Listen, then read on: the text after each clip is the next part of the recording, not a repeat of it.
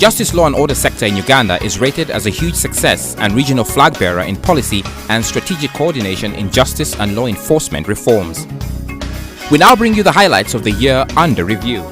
1. At the beginning of the year, we said we would have a strategic investment plan. Our overall objective in that plan is to promote the rule of law through 3 sub-objectives. 1, we believe that it's necessary to have very strong institutions to carry out reforms in the areas of justice, in the areas of maintenance of law and order, and also in human rights.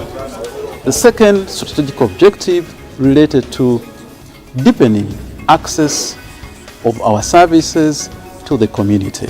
We have set ourselves to set up an effective system to detect, prevent, prosecute, and adjudicate corruption cases. The Justice Law and Order sector, JLOS, started off the 2011-2012 year with the 16th Annual Government of Uganda and Development Partners Sector Review on the 29th of September 2011. Justice Benjamin Odoki, the Honorable Chief Justice and Chair of the JLOS Leadership Committee, pledged that the sector would ensure that justice reigns in the country, and particularly to the weak, marginalized and poor who sometimes are seen to be excluded by the legal system. The following month, on the 27th to the 28th of October 2011, the sector held its first ever National Legal Aid Conference with a call to government to prioritize legal aid provision as a right as well as a necessity for promotion of public order and rule of law. Pro bono is the other aspect of legal aid. We are proud to be the implementers of the Pro bono project supported by DGF and supported by JLOS. Pro bono has now been embraced by other lawyers in Uganda, which is a way of giving back to the public, because the public always thinks that lawyers are sharks. In November 2011, JLOS conducted joint visits to the districts of Kalangala, Rakai and Masaka. The entire monitoring and evaluation exercise yielded satisfactory results, which the Justice Law and Order sector can utilize to devise appropriate policies and programs for effective administration and provision of justice to the people of Uganda. On the 21st of March 2012, the Justice Law and Order sector held its third open day at the railway grounds here in Kampala. This was an opportunity for JLOS institutions to interact with the general public and showcase the services they provide.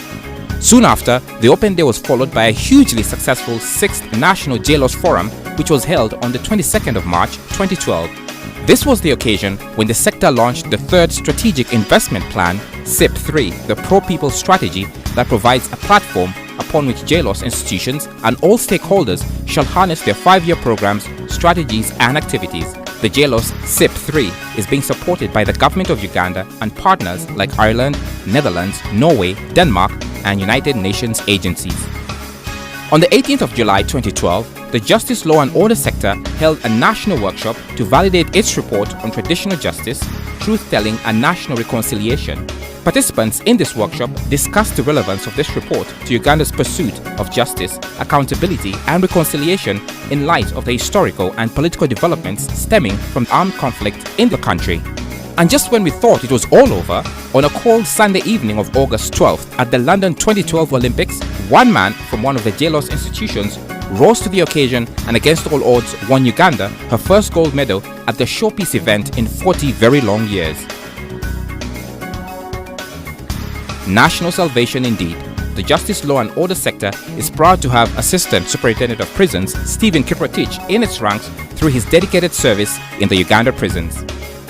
From the 10th to the 15th of September 2012, the judiciary supported by the Justice Law and Order sector was privileged to host the 16th Triennial Conference of the Commonwealth Magistrates and Judges Association. It's a prestigious conference because it is held every 3 years in countries that are deserving, that are respected by other judiciaries, that are peaceful, that are democratic, that respect the rule of law, that respect the independence of the judiciary.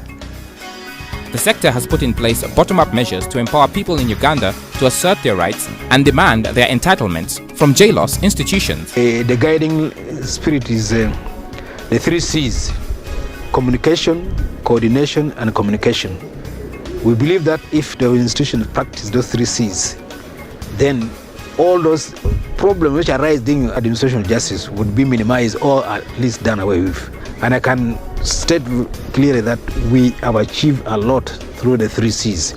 The sector has also worked to uphold, maintain and promote a rights and accountability culture throughout JLOS institutions as a sustainable response to raise public confidence in JLOS services. For me, I believe what we need now is public perception. There appears to be a feeling that the judiciary is still what it was 10 years ago or 5 years ago. If there is a problem, we want to look into it and find a solution. We have changed tremendously for the better. The justice, law and order sector continues to grow and explore even greater heights, and inspired by a higher calling to deepen reforms for a pro-people justice system. Together, we can make these reforms count.